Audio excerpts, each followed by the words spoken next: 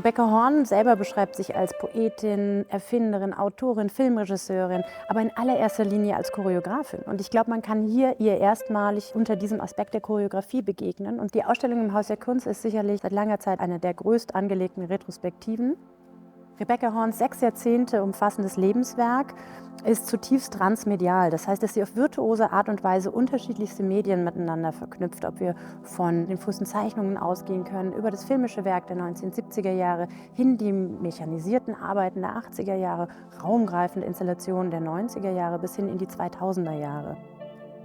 Und alle haben miteinander gemein, dass sie eben die Wahrnehmung, die menschliche Wahrnehmung ansprechen, das Sensuelle, das Haptische. Das ist etwas sehr Besonderes, was das Werk gemein hat und über das Thema der Choreografie sehr gut greifbar wird, neben der starken Vernetzung eben, wie Mensch, Maschine und auch Tier zusammenhängen. Im ersten Raum der Ausstellung sehen wir das Werk Der Kuss des Rhinoceros, wo sich zwei Nashörner aufeinander zubewegen und im Moment der Berührung ein Funkenschlag entsteht.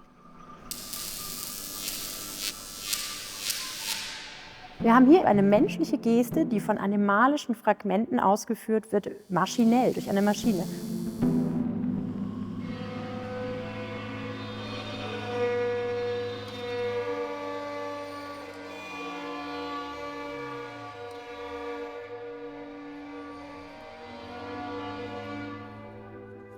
Horns Frühwerk ist sehr bestimmt eben von dem Thema des Performativen, der Performance. Rebecca Horn hat eben sehr frühzeitig diese Objekte entwickelt, die sie Körperextension nannte, die sie mit ihrem engeren Umfeld eben auch aktiviert, praktiziert hat. Und diese frühen Objekte kann man verstehen als Form von Prothesen, die neue Körpergefühle hervorrufen, die vielleicht sonst unbekannt wären, eine andersartige Verortung im Raum und der Umgebung, die diese Arbeiten hervorrufen. Darüber hinaus hat sie aber auch Arbeiten entwickelt, wie für die Documenta, wo eben auch Besucherinnen ein Teil dessen waren und wir konnten lernen, wie wichtig ihr es ist, dass eben Menschen Teil ihrer Arbeit, ihrer Installationen sind, deren Wahrnehmung das Werk erst vervollständigen. Das heißt, auch wenn wir den klaren Ausgangspunkt der Performance haben im Frühwerk, das Performative und das choreografiert werden und das Wahrnehmen bleibt eigentlich bis zum Spätwerk vorhanden. Also das ist eine Möglichkeit, uns dem Werk entgegenzutreten, es zu verstehen.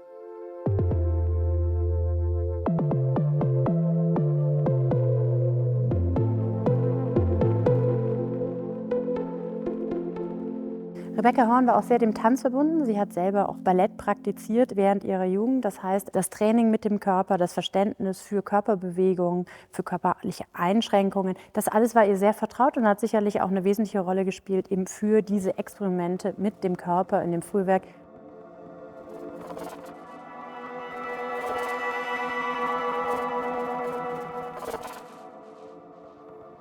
Im Hauptraum der Ausstellung, der eigentlich wie ein Nukleus funktioniert, in dem eben das filmische Material der frühen Jahre, der 70er Jahre zu sehen ist, erstmalig digitalisiert, das heißt auch in dieser Größe erfahrbar ist, mit einer gewissen Präsenz, Anwesenheit von Körpern natürlich und deren Erfahrung, räumliche Erweiterung von Ort und Zeit greifbar wird. Zugleich aber eben auch die Abwesenheit von Körpern mit diesen beiden gegenüberstehenden Skulpturen hier im Raum, wie der Pfauenmaschine von 1982, die sie extra für die Documenta entwickelt hat. Sie hatte eine hohe Sensibilität für unterschiedlichste Formen von Lebensentwürfen und sicherlich auch eine große Wertschätzung eben für queere Künstlerinnen und Schriftstellerinnen.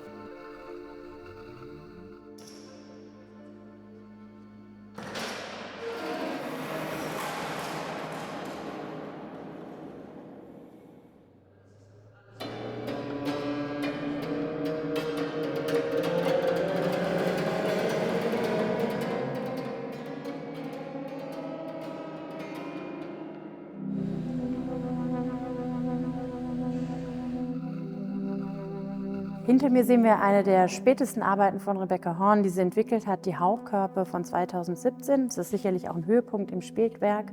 Und wir sehen eben Messingstäbe, die sich gegeneinander sehr anmutig bewegen. Und wir sind in unmittelbarer Blickachse eben auch zur Pfauenmaschine, eben einer der frühesten motorisierten Arbeiten. und zeigen, wie sehr dieses Werk auf ästhetische Art und Weise auch über die Jahrzehnte miteinander verbunden bleibt, wie zeitlos es sich eigentlich in seiner Gestalt formuliert. Und sehr besonders ist, dass diese Hauchkörper ja wie körperliche Stellvertreter wirken und auch jenseits jeglicher geschlechtlicher Zuschreibung funktionieren. Ja? Und ich glaube, das ist etwas, wo sie nochmal einen Schritt darüber hinausgeht, vielleicht um frühe Denkformen des Feminismus, wo es auch um eine Gegensätzlichkeit von männlich und weiblichen geht. Ich glaube, dass sie da emanzipatorisch einen sehr weiten Schritt geht, der in eine Debatte auch mündet, in der wir uns heute befinden.